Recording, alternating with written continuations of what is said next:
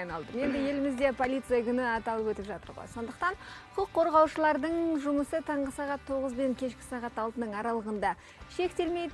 Сол үшін бізге гүл бермей оларға бере берсең кешіреміз. Жақсы. Әсел, сіз не дейсіз? Енді дәл бүгін осы айтулы күнде бізге ерекше мейманымыз қонаққа келіп отыр.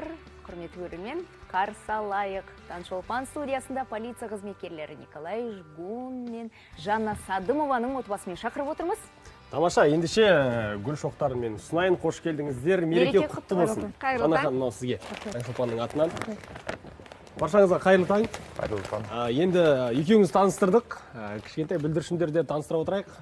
Есімдері? Ислам. Илана және? Имран. Имран. Тамаша, керемет.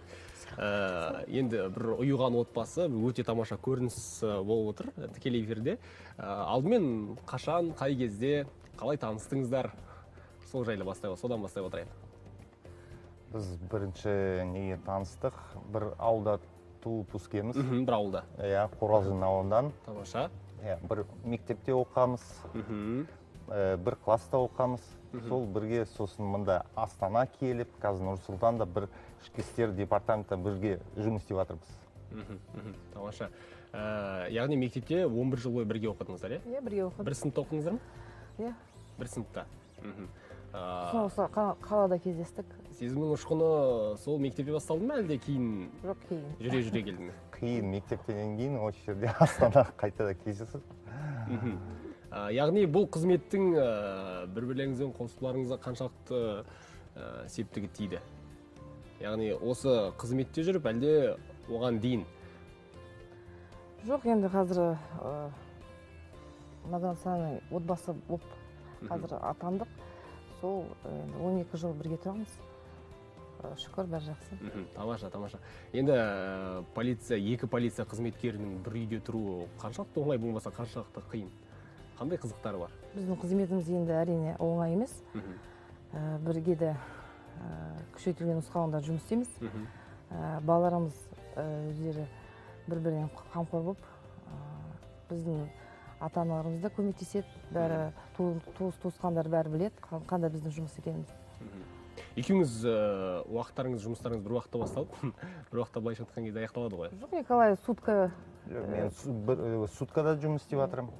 Сутка істеп, 2 күн демалып жатырмын. Яғни бір күн жұмыс істеп, 2 күн демалып. Мен күн ара. Сіздікі күн ара? Аралас балалармен мектепке, садик, осылай. Жақсы.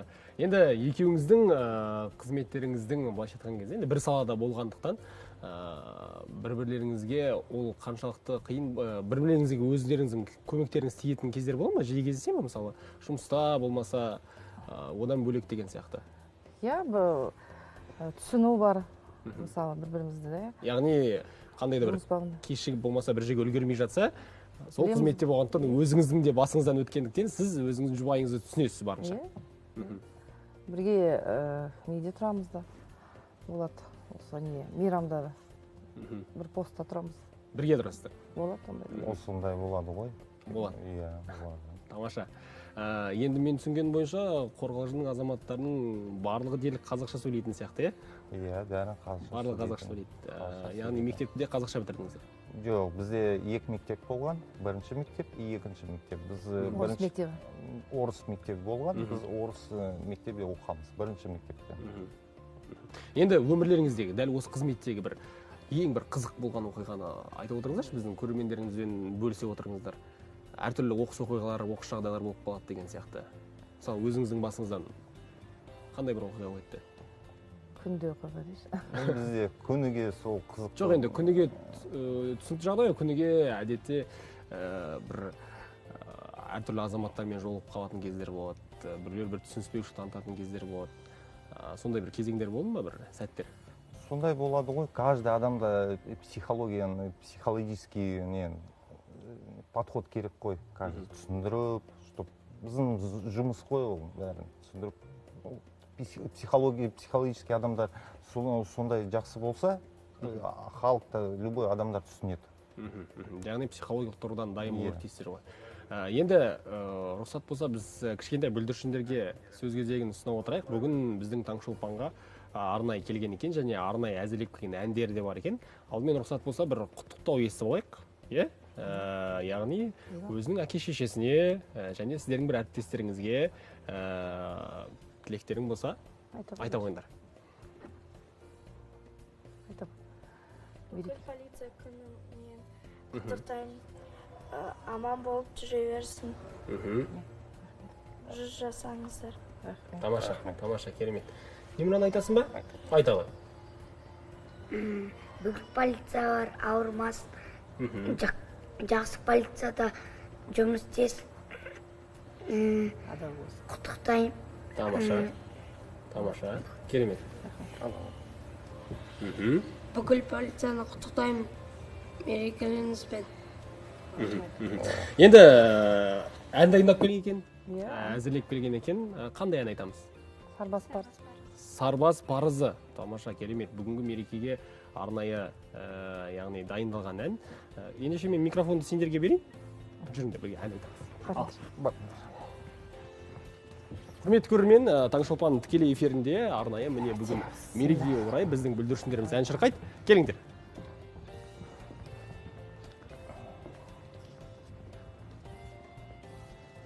Ал, дайынбыз ғой?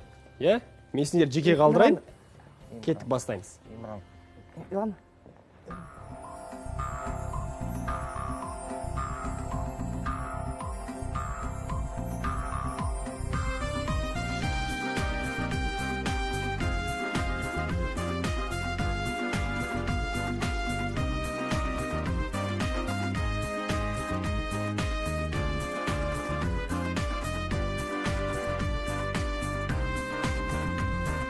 Тәуелсіз елдің бағышын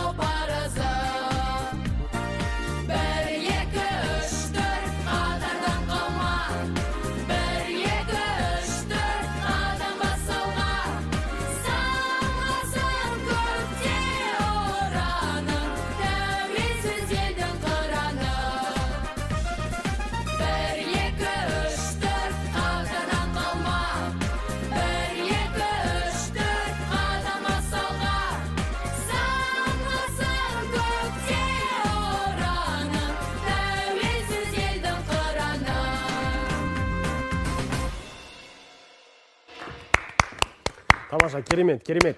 Енді құрметті көрермендер, барша полиция қызметкерлері сіздерге арналған әсем ән болған болатын. Күн күлген бейбіт көгінде, ғажайып байдақ елінде қазақтың ұландары, еліміздің тыныштығын күзететін азаматтар жасай берсін дейміз.